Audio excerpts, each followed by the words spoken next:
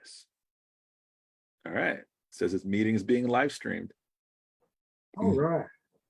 So now, just so you know, there's will be a lag on Facebook. So if you're trying to monitor the Facebook chat or feed, it's always going to lag the Zoom, probably by a good 20 or 30 seconds, maybe 20 seconds is usually what the lag is. So, Okay. and then if anybody else joins, they can join through the Zoom. I can put that link out there. Oh, good. Perfect. All right. Good evening.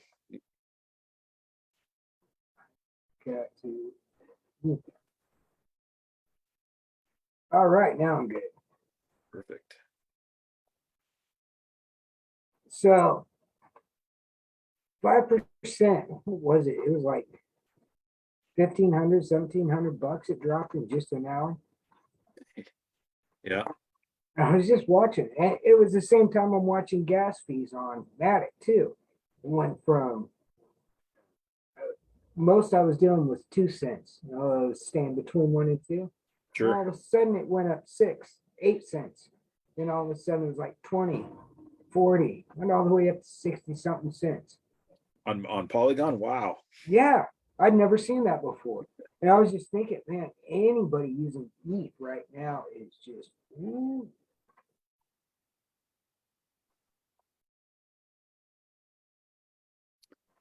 I think you're I saw another crypto YouTube channel, and they came to the same conclusion that you did, that it was Mount Gox. oh no, I got that from Crypto Banter. Yeah. Yeah. They were And that's the only postulation I've seen. Nobody's Sure. really said that that's the best guesstimate, I think.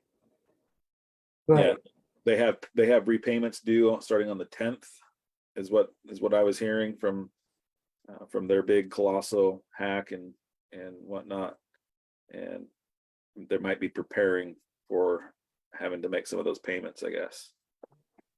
well, March is going to be an awesome month for crypto. It is going to go up and it is going to go down, and it's going to do that over and over again very, very quickly.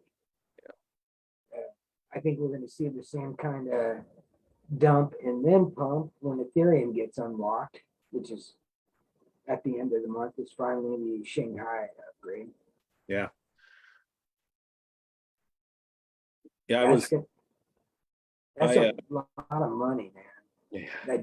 That just been sitting there. All of a sudden, going to be dumped into liquidity.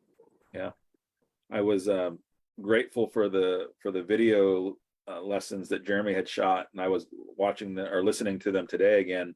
And I had already thought that whole fork and migration, not fork, but the migration from ETH from proof of work to proof of stake was already done. I didn't realize that it's still in process. Yeah. So I learned something new today. I mean, they were saying originally when people were staking up for it, there is a chance this won't go through and you'll never get it back. That's true. Yeah, and with the way that crypto projects have been going, I mean, yeah, that was definitely. But the fact that I only think it's a couple months later than what they thought. I think they were saying originally when it all started by the end of the year, last year. And so by the end of March in 23, that's still Q1. Yeah. Yeah. I mean, that's pretty good for a crypto company. That's true. That's true. Yeah. Oh man, there's still people. I mean, look at Cardano. That's been offering its upgrades any day now for like what, 4 or 5 years. Yeah, have you seen pretty much everybody's given up on Solana? Yeah. Yeah. Yep. There was a time everybody thought that was the up and comer. Yeah. I was talking to some people that are expressing interest in the courses that we have developed, and one person was telling me that they're interested because they just took a plunge and they bought some Bitcoin, and it's a business person that's and somebody who's pretty young. And so then I started asking him, well, where'd you buy your Bitcoin? And they said they bought it on Coinbase. And I'm just surprised about the amount of people out there who, obviously sometimes you have to use a centralized exchange, but they're keeping their assets on centralized exchanges. And I'm just like, no, so it also reinforces, how necessary. Well, like we were talking just tonight, yeah, Coinbase already said, Yep. if we have financial problems, we're taking your money. Yep. We ain't using our own, we're taking your money. And then at the same time, they say, but we need regulations now to keep us from taking your money. Yeah, they put that out like in the summer, didn't they? They put that kind of notice out to people. Yeah, that it was actually what it was. There was a debacle I remember between that and then the time frame where FTX went down. Yeah. There was something else big in between. What was it? I know there were multiple hacks. Yeah, there was the bridge. It was the bridge hack that happened. Yeah. Oh, and the flash loan exports. Yep. Yes. Yeah. And that just came back on one of those DeFi startups. It was one of those companies that didn't even bother to check their code. They just copied and pasted it from somebody else's. And yeah. And then somebody else that was in our first 20 sent me a message wanting to give me their wallet address so I could send some of the bonuses to them. And their wallet they're using is the Robinhood wallet, and it right. And I'm just like, that's not your wallet, man. Right. You'll never even be able to go in between chains on that. Nope. And so it's only right now only works on Polygon and ETH. And I said, well, some of these assets that we have for you are BSC, and so I can't send them to you. I mean, I can, but then they're going to be gone forever. Yeah. So. And it's been so hard. I've got a couple friends. I've been telling them, look, I want to send you some NFTs. Telling Kevin, yeah, all you do is need to put MetaMask on your phone. Yeah. But then I always add it up with, and make sure you write down your seed phrase. Yeah. And that seems to be where people get like, oh man, that's work. That's going to take me hours to write down 12 words. I'll save that for later. No, you download the app, you write it down, because that's your key to your wallet. Yeah. Which is why, I redid the first lesson in our 201 course to make sure that FTX was no longer part of the talk there. And at the end, I also gave just a quick sneak peek about the Sequence wallet. And I said the pros and cons for the Sequence wallet. Well, a pro is that there's no seed phrase, but I still think that's a con. I think that the seed phrase, in terms of what it offers in security, is pretty legit. Yeah. And Sequence and I think other ones will follow suit. To use your Gmail login, your Facebook login, Discord, Twitter, or Twitch. It makes it more convenient and it's easier. Yeah, but we've seen all those. They don't need to hack you. They need to hack those places. Absolutely. Yep. But then not to mention, we find out later too, those places will just sell your information anyway. Right. That's why they're free. Right. You are the product. Right. So I get it that it's easier and more convenient, and a lot of people aren't going to be bothered with the seed phrase. But at the same time, it's whenever it's easy or it's convenient, there's a reason why it's that, and it's usually because you're getting less of the take, you're getting less of the piece of the pie, or Jeremy needs the Zoom link. Jeremy needs a Zoom link, or you're at more risk. Oh yeah, he's not on Facebook, is he? No. We'll get Are you kidding? Zuckerberg drove him off with an actual pitchfork and a torch.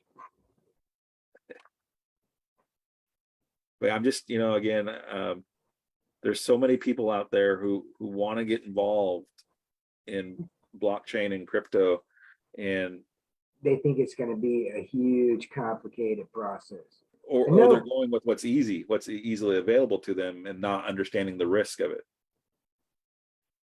Yeah. So then you have to gently tell them, get your stuff off of a centralized exchange.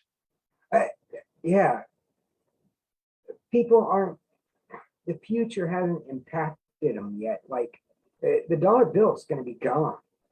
I mean, you're allowed to still have them, but that sci-fi dystopia future of no, dollar bills do not exist and you aren't allowed to have them. Yeah.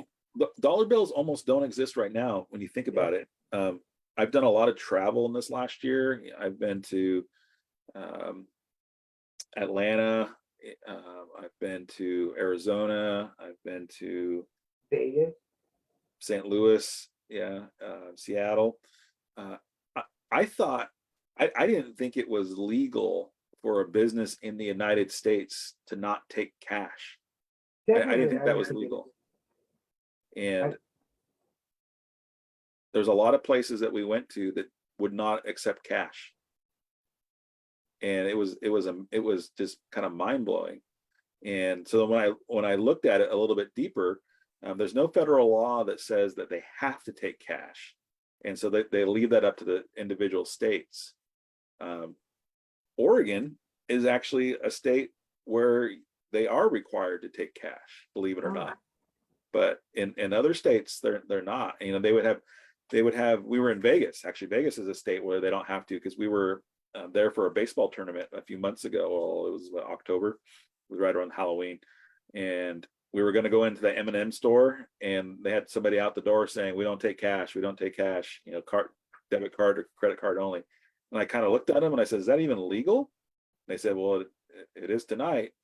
You know, and but I was floored that, you know, businesses don't have to take your paper money.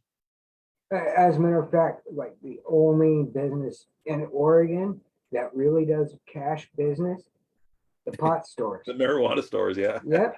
And they still aren't allowed to actually deposit it in banks. Yep. So there are so many secret stashes all over. Yep. And I mean, there's some straight up armed facilities with people ready to kill you. Yeah. You've watched that Sylvester Stallone show, Tulsa? No, I've been hearing about it all over the place though. But that's the first lick that he pulls when he gets out of prison. It robs a pot store. Well, he finds the pot store in Oh, follows the money. Yeah. And offers them protection. Yep. It's a good one.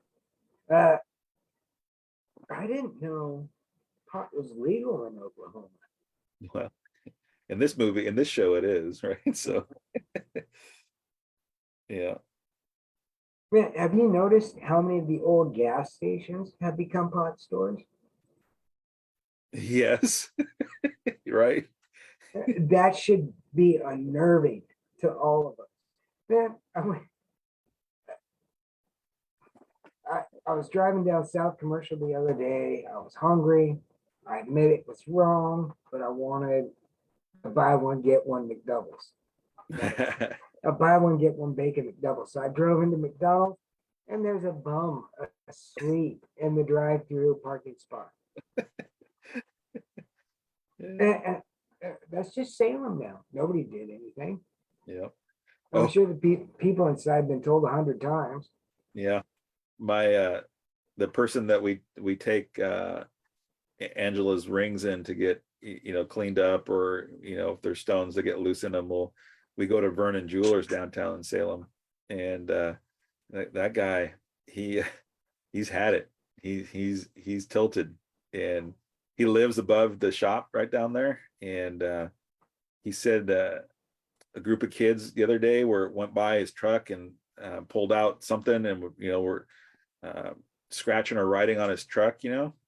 And so he jumped into his truck and chased him down, and I can't remember how it goes, but he ended up punching one kid square in the face. Well, it turns out the kid was 7 years old. So he was getting charged, for hitting a minor, assault 4 and all that jazz. But yeah, he's done. He said there was a homeless person, that was handicapped in a wheelchair, and the wheelchair was sitting there, and they were laying down right in front of his store, and he was like, "You got to go." And he's like, "Well, I'm handicapped." He's like, "Well, you got here somehow." And he's lifted him up and put him in his chair and pushed him down the sidewalk. And but yeah, he's tilted. He's done. He's like, I'm so sick of all of this. Guy starts dreaming about trebuchets. Yeah, I know. And be Ones that he falling. could put when the bum walks into it, all Yeah, the way out to the river. yeah. Well, It's gonna that be. Vernon Jeweler's been there, what, longer than you and I have been alive? Yeah, it's him and his dad. It was his dad's store before he took it. Yeah, yep, yep. And yeah, I keep thinking of Kirk Douglas and or Michael Douglas in Falling Falling Down. down. 85 cents. Right. Yeah. 85 cents. But I need change for a quarter so I can call my kid. 80 bucks. They're a lot more honest in Portland when it comes to begging for stuff. Yeah. Oh, yeah. Oh, I've heard that they're doing this thing now where they soft threaten you, like they act like they're going to rob you if you don't give them money. But as long as they don't ever actually do anything, they can get away with it. So they'll basically come up and be like, "It'd be real good of you right now to give me all your money." Yeah, I wouldn't be surprised, man. There's enough people who just outright give them what they ask for. That it's pretty lucrative for them, I assume, for camping out, living on the streets, and getting all your cash for free. I can tell you right now where all of this is going in Oregon. It is going to be, there will be a legal resolution for people that no longer want to live, since Oregon is already a death tourism state. And all they're going to end up doing is telling people who are mentally ill that they're suicidal and that it's okay to be suicidal so that the state can sell their organs. And the homeless people are going to have their organs harvested. And that's why they want them all here. I know Yeah. that sounds crazy, but just look at China. That's what they're going to do here. Yeah, no, there's I could definitely see there being a whatever state agency, the Human Health and Human Services or whatnot, whoever oversees that, there's going to be like a homeless division, Yeah. statewide services. Look what they're doing in Canada. Vet in a wheelchair, ask for a new wheelchair. Say, well, how about a suicide pod instead? And Oregon loves that stuff, man. Oregon will eat that up. And ultimately, it'll be Spring break specials. Yeah, it'll be the healthcare industry, the medical industry, the drug industry. It'll be Pfizer that makes their money off of organ harvesting the homeless. And I'm talking like, this is not far away. This is like within the next 4 years. This is before 2030. And it's so obvious. And they're going to prioritize it with the ESG stuff. Yeah, no, that's scary how that's sneaking in everywhere. Oh yeah, already. I mean, they implemented it. I mean, Nick, this is why you saw the state government and why everybody's seen the big corporations and the federal government especially go to crap. The meritocracy is out. Now we are purposely putting people in who cannot do their jobs, and we're firing everybody who can. And it's every big corporation in this country is doing it. And that's why the boomers are mass retiring, because to them it's madness. Right. Yep. Absolutely. Yeah, it honestly makes me keep thinking Central America might be the only safe haven here soon. Yeah. I talked to my cousin Brian the other day, or got an email from him. He'll be back up here soon. Oh yeah. Yeah, he's down in Colombia again. Although he said he'd been in Texas for a few months too, so he'll be back here, I think, next month. Just for a visit? Yeah, he'll be around for a while. Right, a few months. Yeah. Yeah, so I've really been I've been finding myself taking in Coin Bureau every day. I'm starting to kind of like or appreciate, what he puts out there on a regular basis. Hey, that guy is my guy. Yeah, He is, man. Guy's awesome. And you can tell he puts in so much time into his research. right. He actually does. And also, I don't know if you've seen his newsletter. It's even lengthier than the videos. Huh. He goes into why he's buying stuff or Mhm. his thinking behind everything. He's a smart guy. Yeah. I definitely always listen to. I like Crypto Casey. Mhm. One of the few women in crypto that I always listen to. Yep. You see here, those two. I like Bitcoin Magazine. Their stuff every day is always good stuff. The people that they have on there. And I like watching it live on Rumble because in the chat room, there's always some dude, he's been going in there for months. He keeps talking about how Bitcoin's a scam and the only thing that's real is the cash in his pocket. And the government can't take the cash in his pocket. Yeah. And people always argue with him. And it's just like, but he's in there every day for months on end. I Yeah, mean, Well, just like what I was saying a few minutes ago, though, right? Okay, the government can't take the cash from your pocket, but the government can say you can no longer spend your cash, right? actually, the government can take the cash from your pocket. They Yeah, just got to wave it under the nose of a dog who says, "Well, it smells like cocaine." They Yep. put it in, Yeah. and you have to go through a whole process to get it back. And it turns out what amount of the cash supply isn't lightly dusted with cocaine? Right. Only the new stuff. Only they don't make new stuff. They just put it in digits inside your bank account. Right. Yeah. And that's what that piece right there, people don't realize that it's pretty well known that there's not enough paper money to cover, all the things that are out there in terms of, bank account amounts and payroll. And if your payroll, if you get paid via automatic deposit, direct deposit, or even paper check. I mean, there's no paper dollars even there. Even if the paper was actually worth something, there's not a one-to-one equivalent, of cash money for all of the balances that are out there, and people don't realize that. Yeah. Yeah. Even when a bank will open a credit line or even like a mortgage, that's debt, right? That you're going to cover. You're going to find the cash to cover that. Yep. So that just becomes a line item for them, in their plus column. Yeah. So it's just money from nowhere. I mean, yeah, that's our debt is their wealth. I mean, because basically the dollar bill is just Chuck E. Cheese tokens. I mean, only I think Chuck E. Cheese tokens are worth more. You at least get some 10 minutes of fun out of it, or 90 seconds of fun out of it. Yeah. There's pizza involved somewhere. Yeah. I mean, it's not really pizza. It's pizza shaped. It Right. smells like pizza. I saw somebody posted on a reel or a TikTok that the next time you buy a bag of washers and they there's 10 washers and they cost you 50 cents, that and it panned over and they just use the pennies and drill the hole through them and use the pennies as the washers. Like, yep.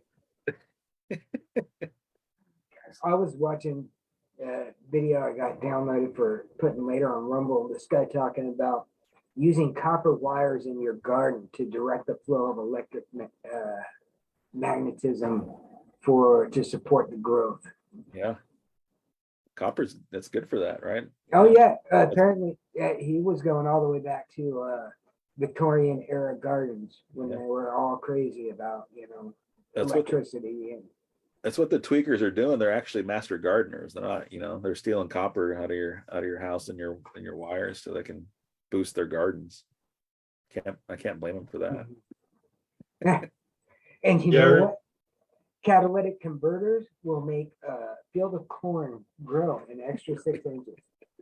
I remember in engineering school, one of my electronics courses, our teacher was telling us, oh, if you just had enough copper cable and you wrapped it around a transmission line, right, you would induce current and you could steal it, right? And I'm like, how come I don't see homeless people doing, doing the homeless engineering projects, right? Right. We need more copper. Hmm. The homeless solar farm or Right. the Oh. massive windmill, right? I did see something kind of like that at the Burger King. A RV that had Yeah. all kinds of crap in its window, a sign painted, living off cans or something like that. Hey, Jeremy, I was giving you praise a second ago about listening to the first two lesson videos that you did, and just some things that even I was learning through your presentation. So I really appreciated that. And then, I liked how you really explained the computer computation that's involved with creating blocks and verifying things on the blockchain, and how you explained the energy that's involved in that, because I think that's, for me, that goes to the way that Michael Saylor talks about what is cryptocurrency, what is Bitcoin, and it's ultimately the conservation of energy. Yeah. And people don't understand that crypto's not real, like the cash in my pocket. Well, it's crypto. Bitcoin is the conservation of energy that came through computers using energy to solve a complex problem that they got rewarded then in the coin, and people don't understand that. This was the essence of that Jason Lowry talk at Mass Adoption, and he said because it is that, because an economy is a store of energy. So people back in the day, gold and silver had to be mined, and then for example, what was it? A sesterce was a bronze piece worth a day's work. Mm-hmm. And that represented the energy.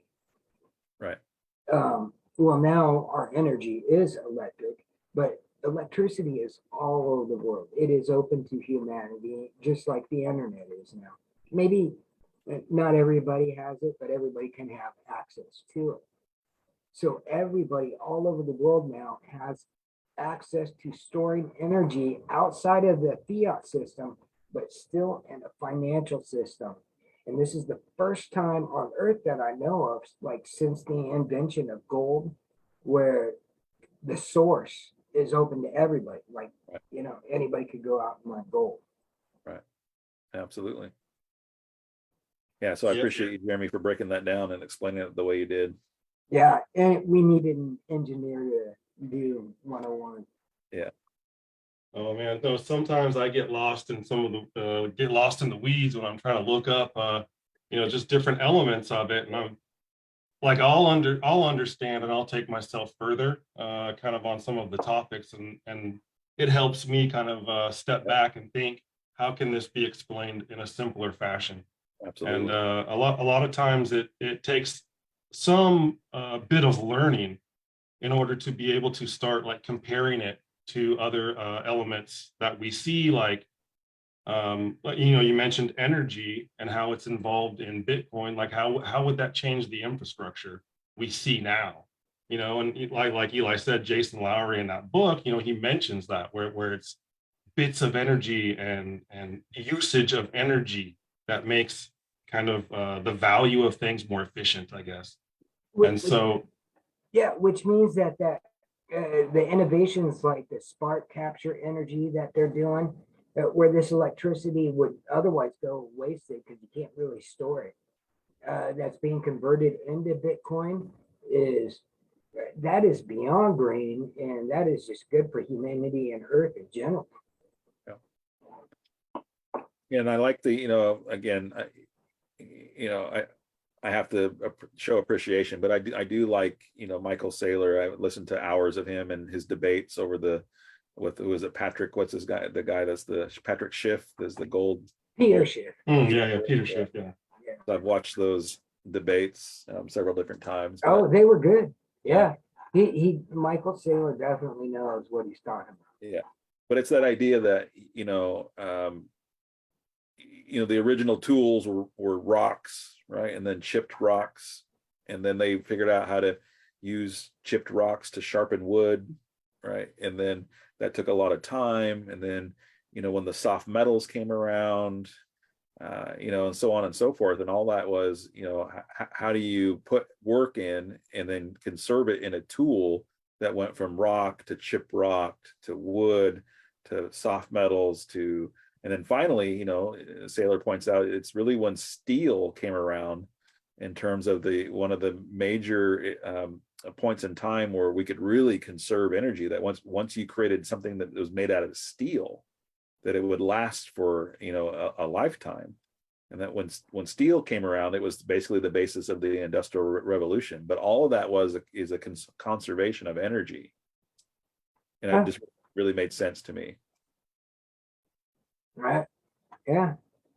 Yeah, no, it's crazy when you start like you start noticing that, and or you're familiar with it in another element of your life, right? And then so Right. you start to see the tie-ins, and it just starts to take you further in your understanding and desire to learn more. Right. So Yeah. it's like it's awesome that everyone starts getting on the same page with this stuff, and you start to hear people from other, not just the people in crypto who love crypto and want to preach crypto. You get people from other industries that start coming in and start talking about, well, this is how it's relevant here and this is how it's relevant there, and then that network starts to build, and then you get closer and closer to that mass adoption. Right. It's just it's an exciting thing to see build and get to try and be a part of. Mhm. I know, but I can see so much of the future just so clearly, and other people can't see beyond tomorrow, and it's frustrating. They think the dollar bill is still going to be there in a few years, and they don't realize it's not a reserve currency anymore. Yeah, I mean, even if you just look at the history of it, and you kind of see where we do these trend lines, right, for crypto, and we learn the the candlesticks and things like that, right? So you can apply some of that to the fiat currency and see where that value is, and what other financial things like inflation has done, right? Well, And when you'll see that you have just as good a chance in the crypto market with some of these options that you're dealing with in the fiat world too. Well, 2% inflation over 50 years, and it's been 51 years now since we got off the gold standard. So that really means our money is worthless. It is. It's the more value goes into creating the dollar bill than the dollar bill itself. Right. Yeah, and that's mainly so that they can track it. The RFID chip can be read just by driving around on the street. Somebody can tell how much cash you have around. Yeah, they can tell you the serial numbers too. My dollar bills blow. Yeah, exactly. And then of course, if they're law enforcement, they just got to say, well, let's wave that under the dogs. Yep. You saw that bank in Southern California where the FBI just went in and got everybody's deposit boxes without warrants. They stole jewelry, they stole cash, millions of dollars worth. Wow. And on an open warrant because they suspected one box might have something. They just took everybody's. And then they made everybody have to go through lawyers and then the legal process to get it back. So it takes them time and money. Yeah. This is the whole reason why I like Bitcoin, because it is outside of the corrupt system. You can't corrupt code. It's not going to be bribed. It's going to do its own thing. Now, then you apply the same idea to, say, Ethereum. You don't have to touch the code. You just have to touch the owner, and the owner will change the code. Right. And all you got to do is convince them, hey, screwing over billions of people to make the rich richer will save the environment. Right. All those poor people who will stay poor and get poorer because of you, well, they'll love you for it. They'll be alive because of you. Right. And then we can fund our depopulation program. Yeah, that was also in, Jeremy's lesson video that he did too about, the idea that it's supposed to, proof of work over to proofs of stake, and the major, I was looking at it today. And the major reason why they cite that they did it was, because it uses less energy, it's more green. It's just like you were saying, Eli, it's energy that would have been gone wasted anyhow. No, yes, and it is energy that's still spent and wasted anyhow. This doesn't stop the use of energy. What it does is it stops the conversion of energy into a financial value outside of fiat. Instead, what it does is it converts it into financial value inside of fiat for JP Morgan.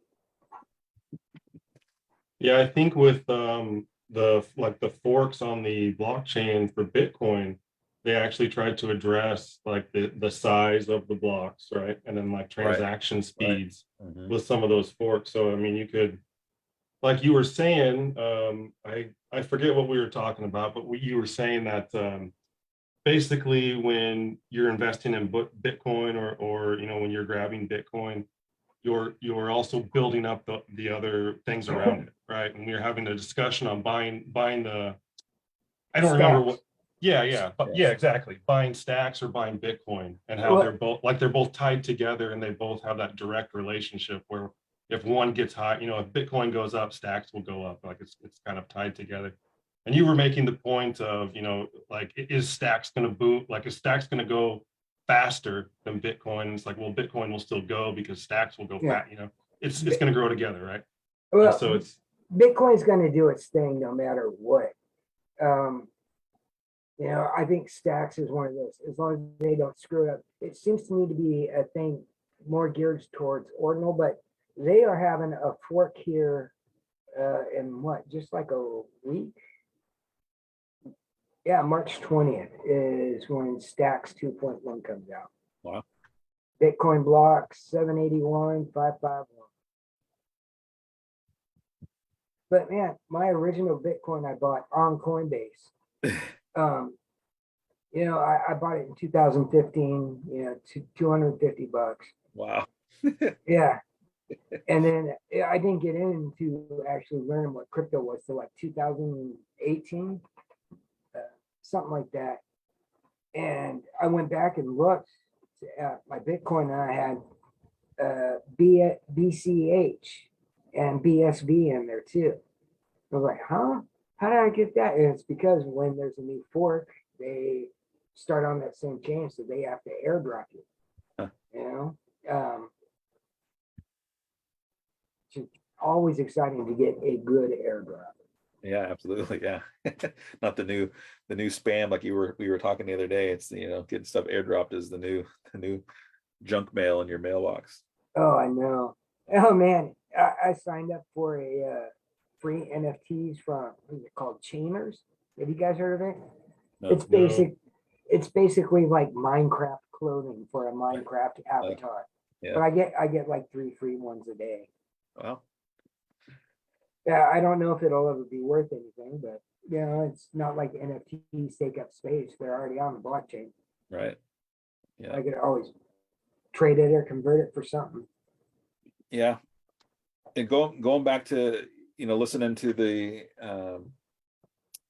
Saylor and Schiff debates talking about gold, and Saylor makes the point that gold isn't as scarce as they make it out to be, and that Gold Rush is one of my shows that my vices that I watch, and Tony Beats, if he wants more gold, he just has people work around the clock, and he'll dig more gold out of the ground. And that's what Saylor is talking about, is that if it's possible for humans to put in more work and dig out more gold, well, then it can't be scarce. Right. And so yeah, I mean, they're still mining today. Yeah. I mean, the CCP wouldn't have stolen Robert Kiyosaki's gold mine unless it was still producing gold. He's hot about that too. Oh man, it's been years, and he's always salty about that. It all the time. I love it. Yeah. I love it. Yeah. But people don't think about that either, right? That You know, it's the same thing with diamonds. I mean, everybody's known that now. I mean, if you don't know that diamonds aren't scarce or rare, then you've literally had your head in the ground, right? But you know, They it's can be manufactured. Yeah, the beer, Oh, yeah, yeah. you can't even tell the difference now, yeah. right? But the De Beers family has bottlenecked diamonds, you know, since what, the 60s, you know, and they choose how many and what color they come out. You know, they're not scarce or rare at all. Man, Oh no, they got the whole media engine, right? Diamonds Yeah. are a girl's best friend. Right. Nick, You bought it at Jared. guy from Coin Bureau did a great thing on the biggest scams in history, and De Beers was one of them. Was it? Yeah. Yeah, he went through the whole history of it because there was no such thing as a diamond engagement ring until De Beers came along. Absolutely. Never in world history had Yep. anybody ever thought about a diamond engagement ring. And Yep. then all of a sudden, it's like, no, you need to save up 3 months' salary if you Right. want to get a ring. Wait a Right. minute. Yep. But yeah, so it's the same deal there, right? But it's just- Yeah, what happened to a dowry? Yeah, yeah. it's not an ugly sheep.